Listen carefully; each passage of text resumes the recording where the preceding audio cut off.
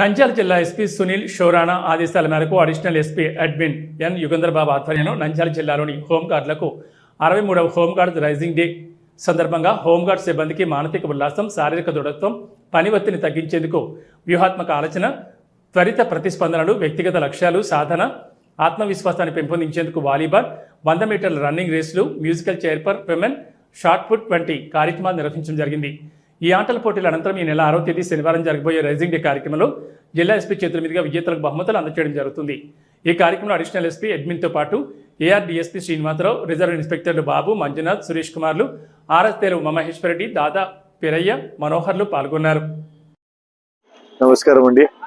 ఈరోజు మా home guards raising day సందర్భంగా డిసెంబర్ 6న ఉంది.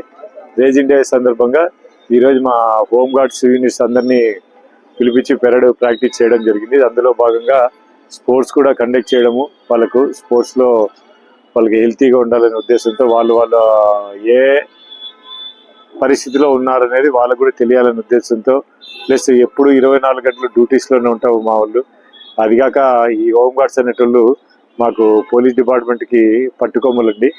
వీళ్ళు కొద్దిగా హెల్తీగా ఉండాలనే ఉద్దేశంతో వాళ్ళకు కాంపిటేటివ్ స్పిరిట్ ఉండాలని ఈ స్పోర్ట్స్ నిర్వహించడం జరుగుతుంది.